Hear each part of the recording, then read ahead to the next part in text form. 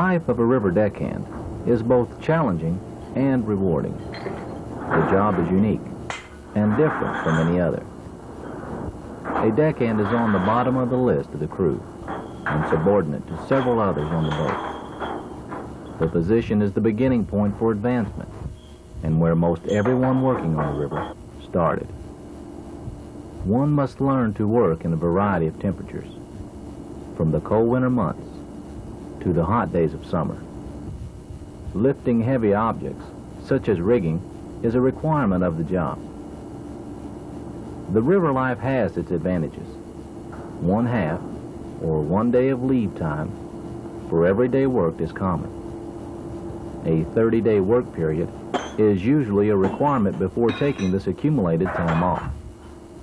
To be more specific, most companies work their crews 30 days on the boat with 15 days off, or 30 days on with 30 days off.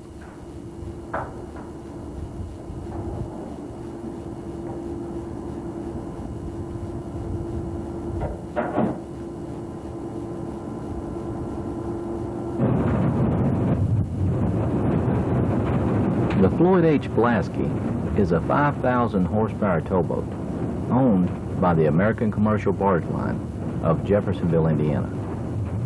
The boat carries a crew of 10, which includes 4 deckhands. The remainder of the crew includes a captain, pilot, engineer, cook, and 2 lead deckhands, commonly called mates. The crew of the Floyd Blasky, like most all towboats, work a 6-hour period on duty and have a 6-hour period off. The work periods are called watches. The forward watch, or first watch, work from 6 a.m. until noon and 6 p.m. to midnight. The forward watch crew consists of the captain, a lead deckhand, and 2 deckhands. The after watch, or second watch, work from noon until 6 p.m. and midnight to 6 a.m. The after watch crew consists of the pilot, a lead deckhand, and 2 deckhands.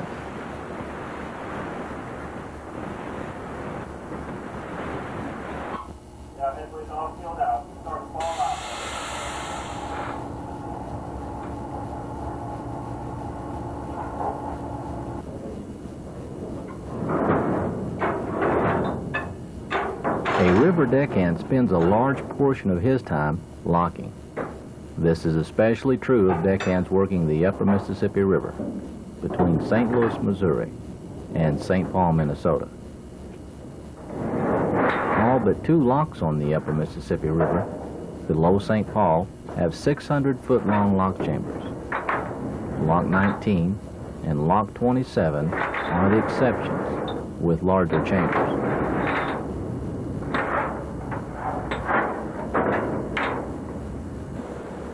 About 5 foot left. Okay. When a tow of barges numbers more than 9, the tow must be taken apart and locked in 2 parts. Locking the tow in 2 parts is known as a double lockage.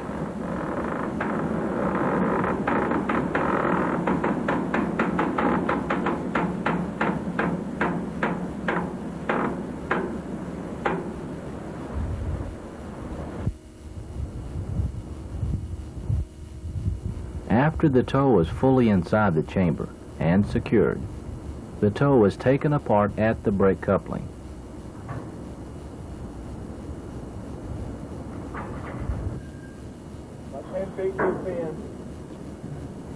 The first half remains in the lock, and the second half is backed away and also secured, awaiting the next lockage.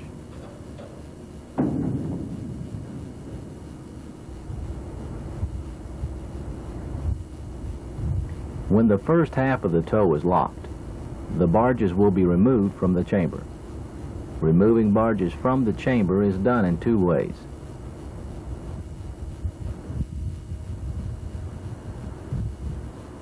When going in a downbound direction, the valves filling the chamber are slightly opened, allowing water to flow into the chamber, flushing out the first half.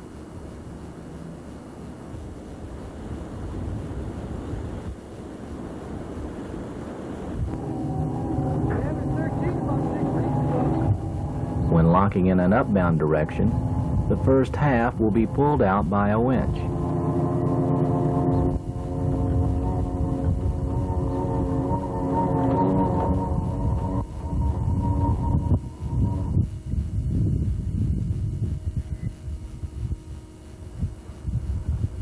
The first half is stopped after it has cleared the chamber gates.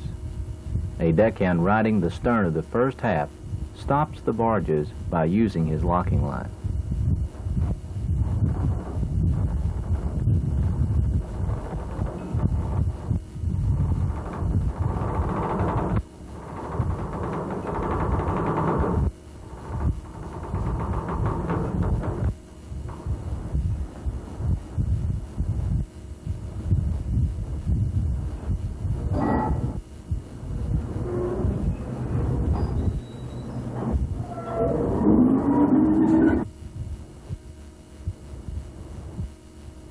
The deck crew will return to the second half to assist in locking after the first half is completed.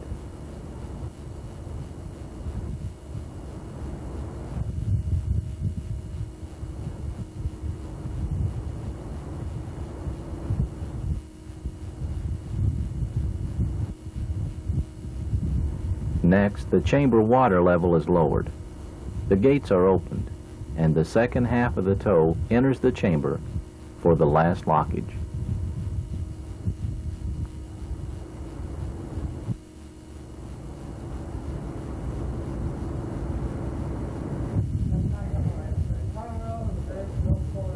Upon completion of the second lockage, the tow is recoupled again at the brake coupling. 8 different wires that were taken off to separate the two halves are now relayed and tightened.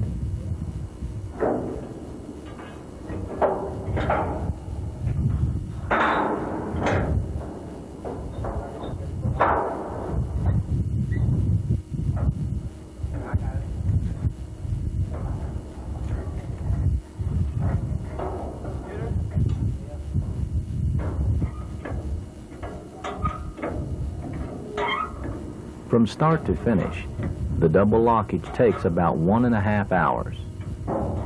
Most locks on the inland waterways have the 600-foot-long lock chambers, requiring the same 1.5 hour procedure.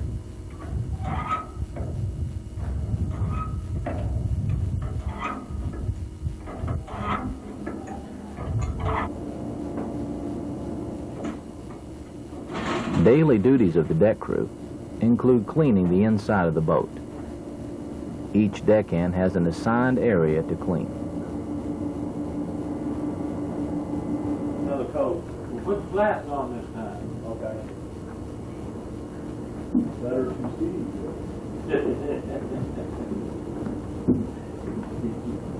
Cricket sound.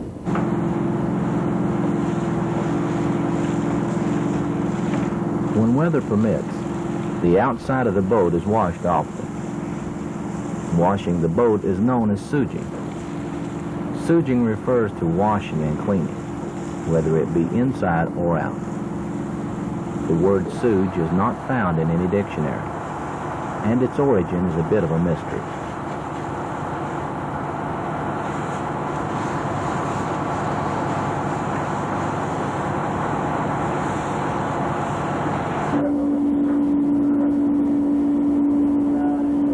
After all duties have been completed, the crew take a break in the crew's lounge.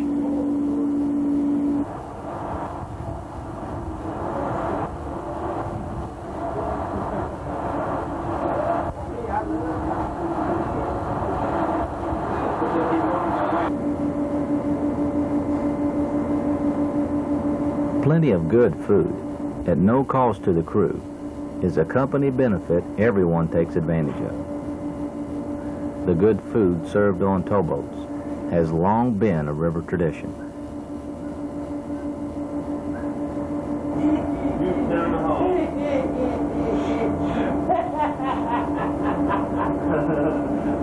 sitting in here, and I can tell you when he comes out of the bathroom, headed this way. You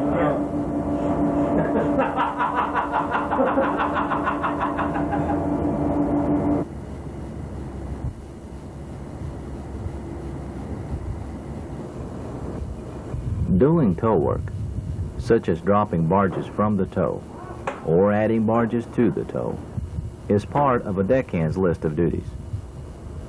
Tow work can become a lengthy process, at times taking up the entire watch. It may involve unfacing the boat by removing the face wires.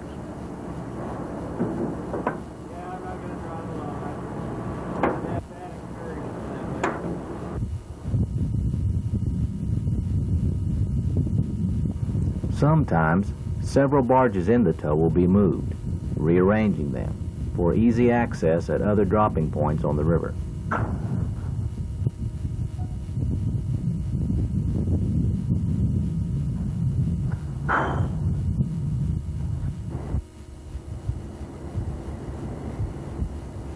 The George M. Verdi, a retired steam-powered sternwheel towboat, brings a reminder of boating the old way. The former crews of the Verdi enjoyed far less of the comforts found aboard a modern diesel towboat. The George Verdi, now a museum, is located below Lock 19 at Keokuk, Iowa. It is one of a few remaining steam sternwheel towboats and has the distinction of being among the last built.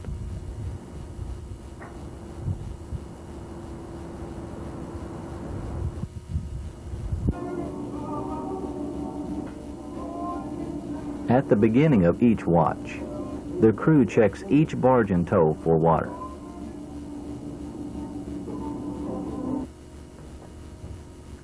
Each barge has several watertight compartments, usually numbering 7.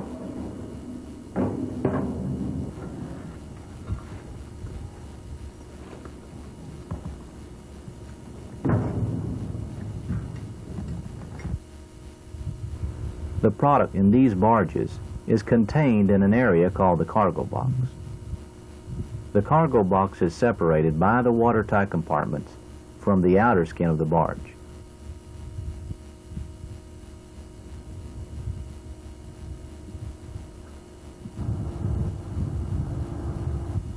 In the event that the barge is damaged and leaking, the cargo will remain dry.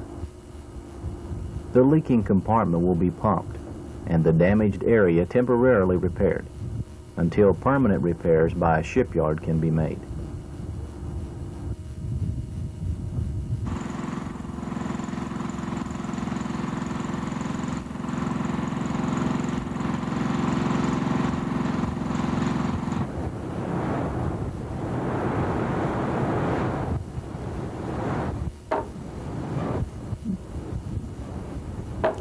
The forward watch deck crew prepare to make a bumper to replace one of 4 used on the tow during locking.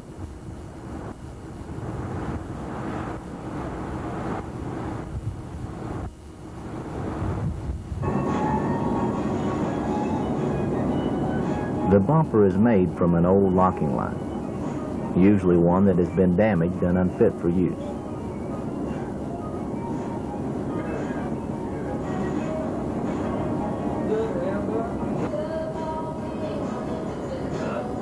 The 3 strands of the line are separated, and a plaiting process starting from the bottom begins. The plaiting gives the bumper its shape and strength to remain intact when used.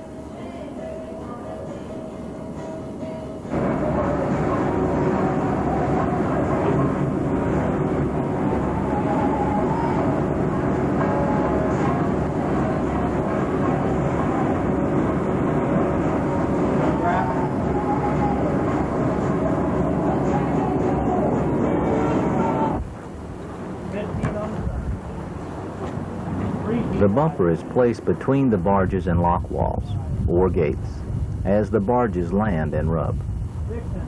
The purpose of the bumper is to cushion, helping to prevent possible damage.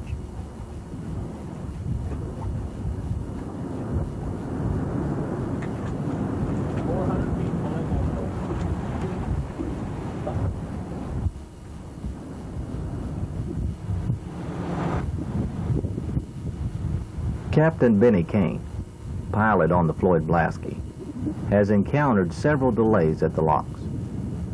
The delays have been due to repairs to the lock chambers and the abundant amount of river traffic waiting their turn to lock through.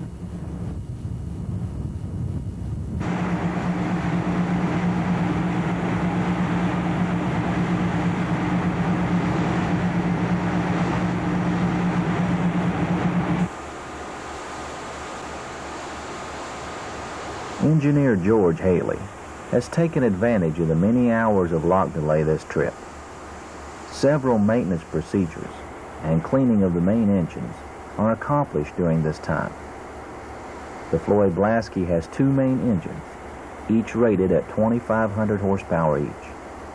They drive two propellers, both over 9 foot in diameter.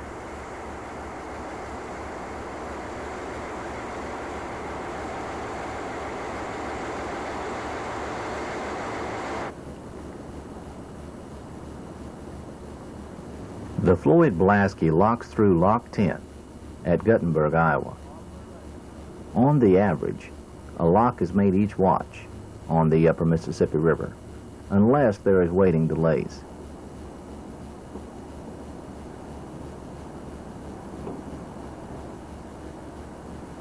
The night is quiet and calm. It is still comfortably warm, even though it is in the fall of the year. The crew is aware that many cold days lie ahead, but for the present, they enjoy the few warm days remaining.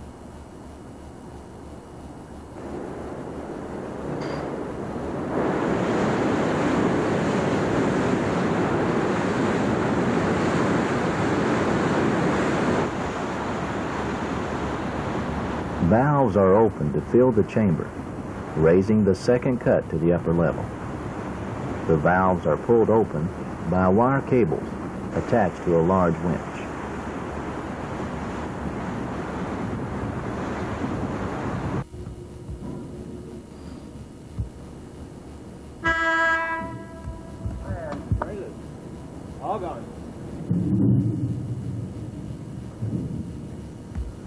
The lead deckhand talks to the captain through a speaker, sitting on a barge cover a few feet away. He informs the captain of his distance away from the first cut of barges, already locked through. The captain will maneuver the second cut of barges into position for recoupling. 7 feet to that first cut.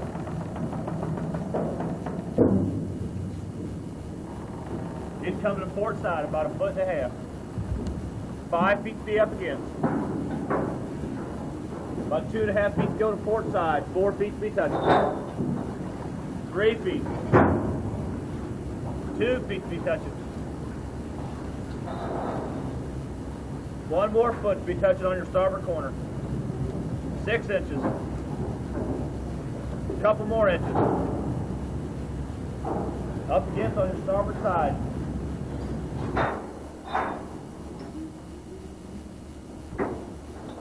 The Floyd Blasky has been pushing a tow of loaded and empty barges upriver.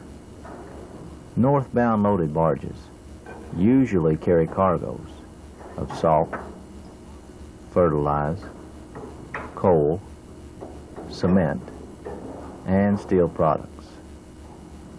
The empty barges usually will be loaded with grain for shipment to the Gulf.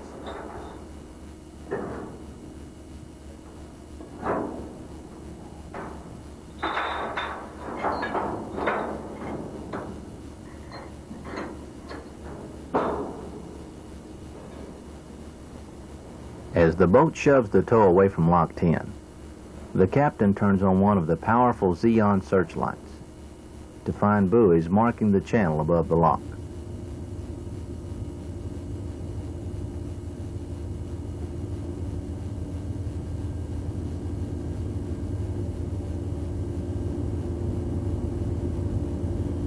Radar aids the captain and pilot as they navigate during the night. The radar shows the buoys, bank outline, the tow, and its relation to these objects.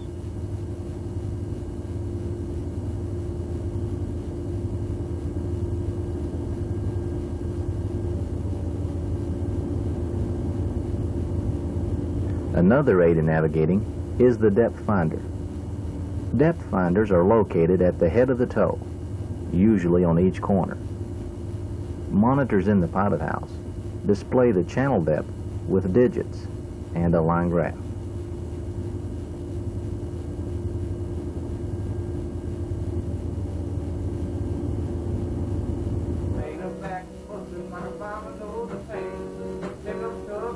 With the duties completed, there's time for a little R&R.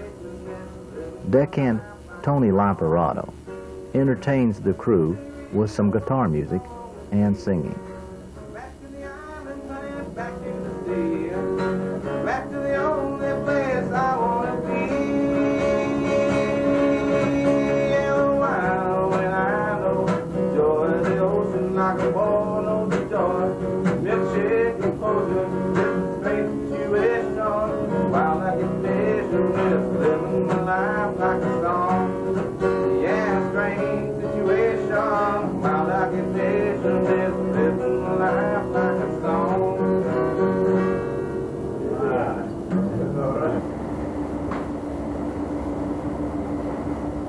At breakfast, the crew enjoy an omelet.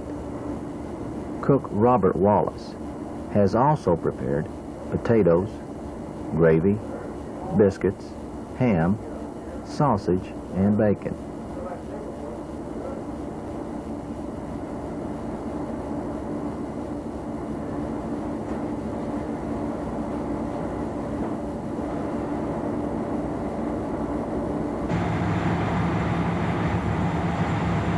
Early one morning, the crew passed by the small town of Lansing, Iowa. The Iowa-Minnesota state line is only a few miles upriver. The scenery in this area, as well as most on the upper Mississippi, is very beautiful and filled with wildlife.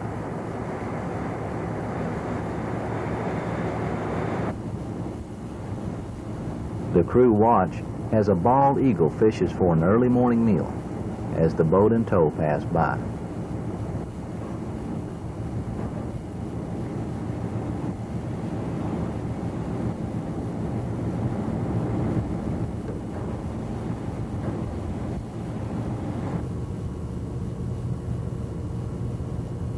Captain Walter Morgan is master of the Floyd H. Blasky. I don't know if you're aware of Both Captain Morgan and Captain Kane keep in contact with their office in Jeffersonville, Indiana, by means of a mobile land-link telephone system. The system is called Watercom and is owned by their company. The crew has access to the system and can call directly to their home by using a credit card.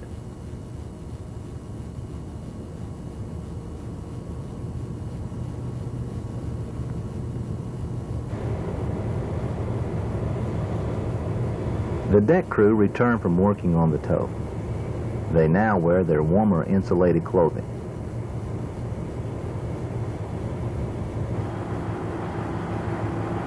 As the boat reaches farther north, the air grows colder and the leaves are noticeably darker, indicating the short time remaining in this navigation season.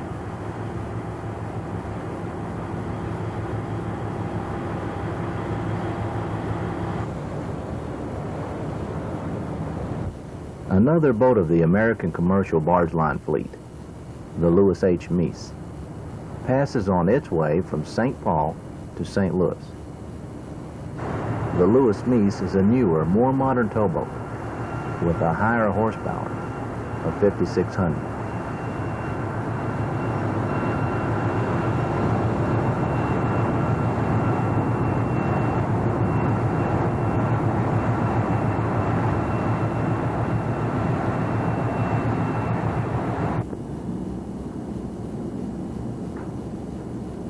Upon arrival in St. Paul, the Floyd Blasky drops all of its barges into the ACBL fleet.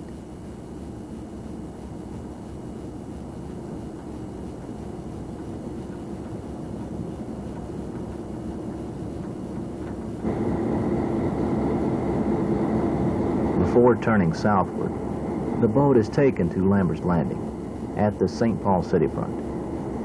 Here, the crew will take on groceries, water, and change some crew members.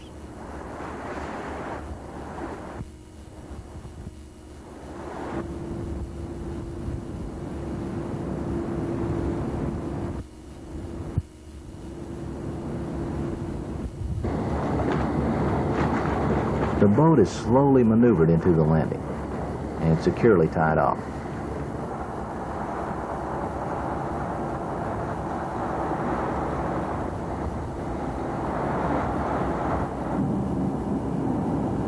The lines securing the boat at the landing are pulled tight with the capstan.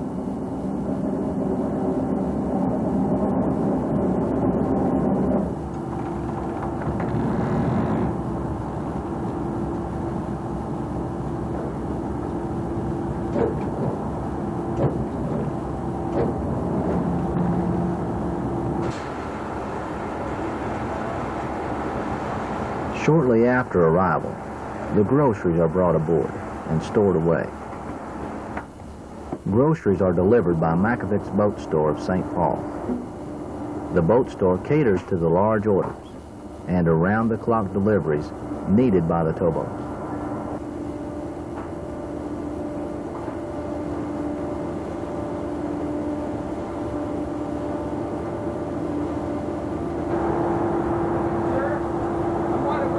The boat store also transports incoming crew members and takes crew members due off to the airport or bus station.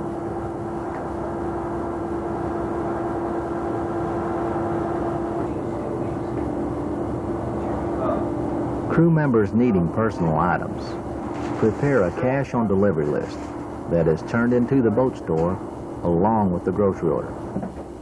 The COD items are brought at the same time the boat's groceries are delivered.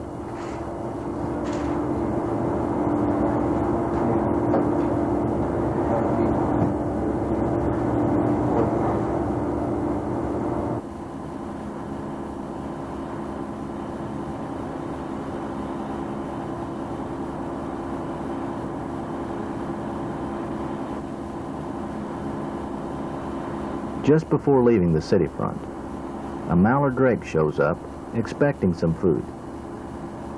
The crew gladly provide and drop some bread into the water.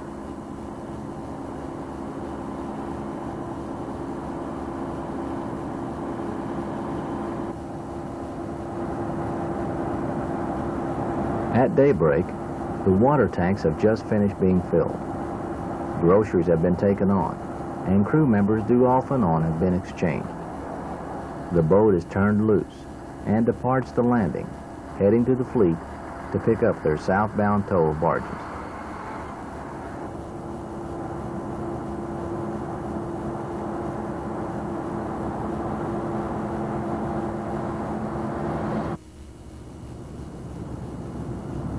Overnight, the air temperature has turned cold. The water temperature remains much warmer, and the two have combined to create some heavy fog.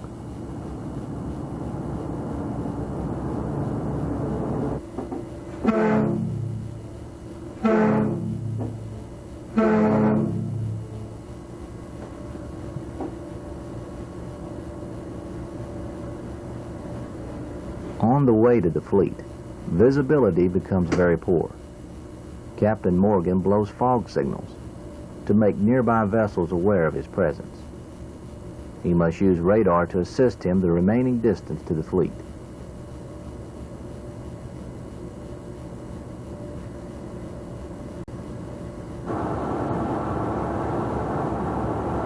When the boat arrives in the fleet, the tow gear is put out. The tow gear consists of the running lights, jackstaff, lock lines, bumpers, and transducers, which is part of the depth finder.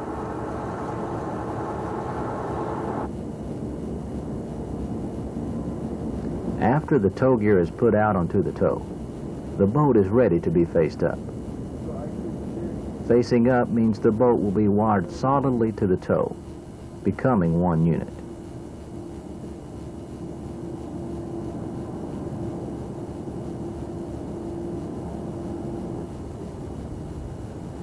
The capstan line is used between the boat and tow to pull the boat up to the tow and hold it securely in position. Turn on that button right there, yeah. There you go. Hang off the boat button. There you go. Put it up right here.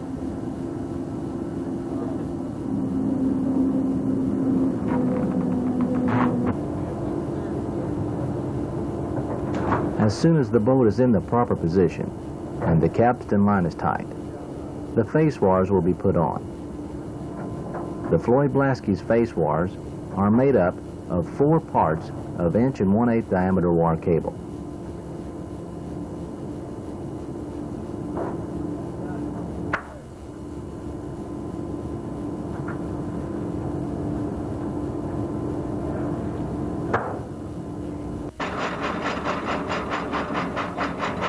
When the face wires are in place, the winches attached to the face wires are firmly tightened.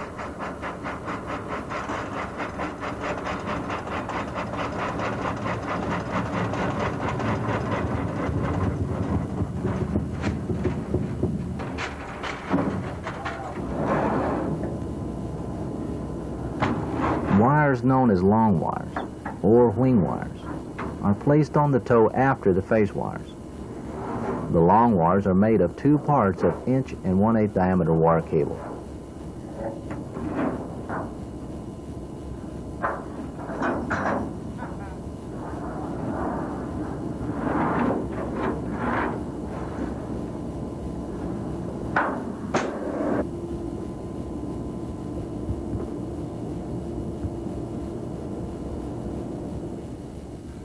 As the morning sun comes up, the fog quickly begins to disappear, and the crew turn the tow loose from the fleet.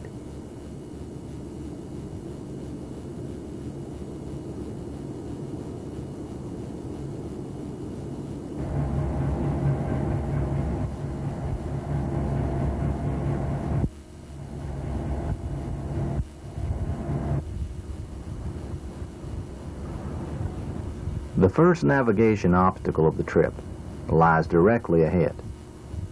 The Pig's Eye Railroad Swing Bridge is located about 1 mile below the fleet. The bridge has 179 feet of horizontal clearance.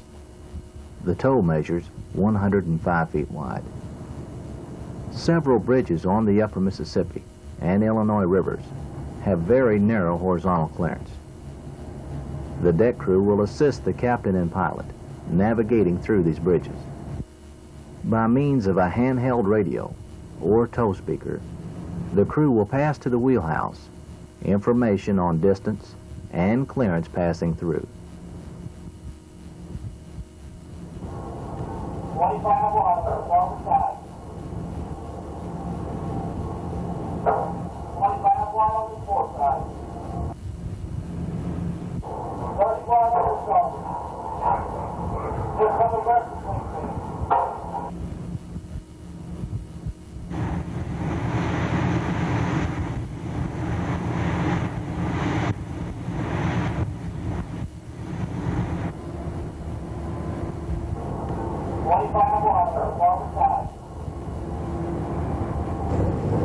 Okay, I got it.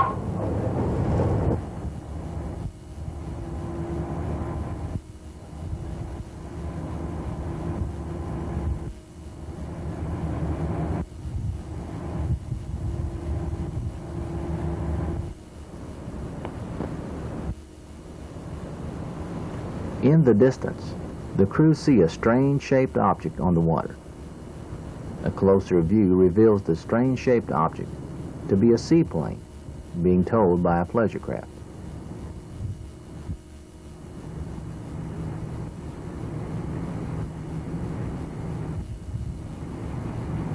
Back toward the wall. 24 miles from St. Paul, the crew passed through their first lock of the trip, lock number 2, at Hastings, Minnesota. And touch it on the wall. 100 feet above. This is wide again. 75 feet above. A foot wide. Stopping the first cut of barges is a bit more difficult going southbound. The first cut, totaling 9 barges, usually consists of all loads. 9 loaded barges carry 12,600 tons of cargo.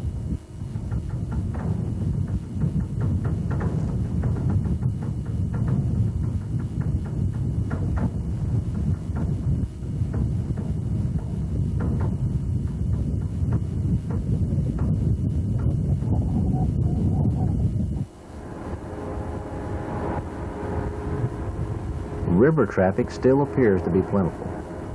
Several boats are making their final trip into the Twin Cities for this navigation season.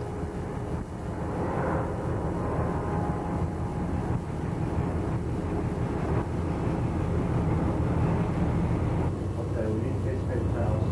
We got Captain Morgan and his lead deckhand go over a deck order for the boat, and jokingly, Captain Morgan comments, we got 6 bars of lava soap, which will last the rest of the year. We got Are you saying that the personal hygiene on this boat is substandard? Is that what you're saying? yeah, more or less, somewhat, from what I've seen, yeah. 2 cans of room freshener, which will give me that. We'll give me that. Well, that goes along with the substandard hygiene. I'm glad Dave brought his sleeping bag because he's going to need it to get over there. Deckhand Dennis Gendron washes his personal items in the boat's laundry room. A washer, dryer, and necessary cleaning supplies are furnished for the entire crew.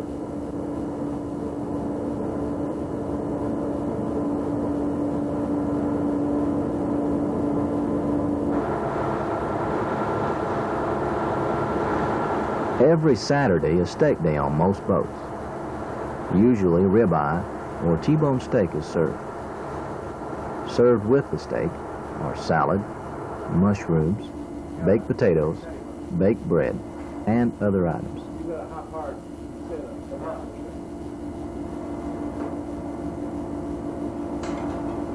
Yeah, like not real high.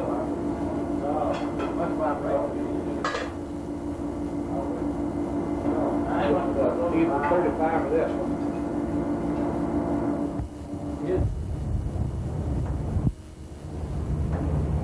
At Winona, Minnesota, the Floyd Blasky stops to do tow work.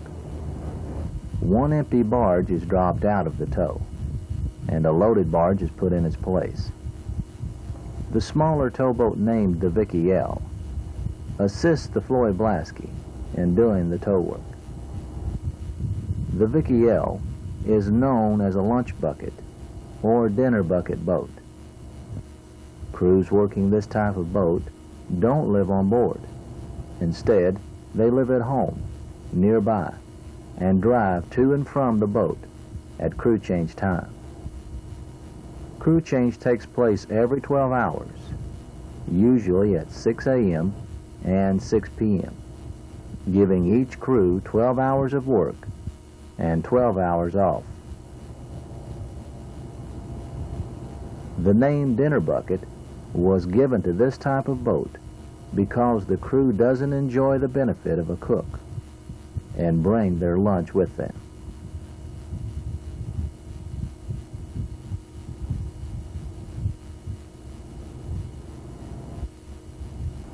As the crew finish their tow work at Winona, the first snow of the winter season begins to accumulate.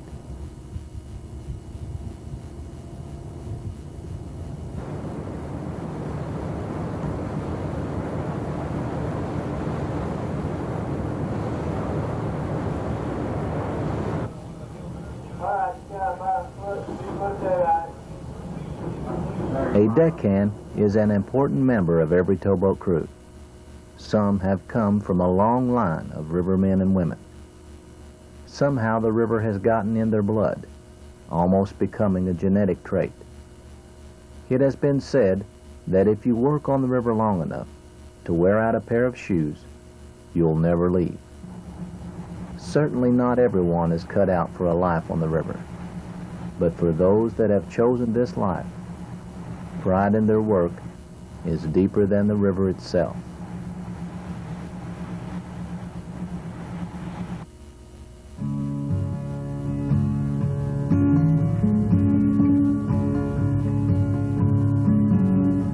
Working on the river seems to suit my style.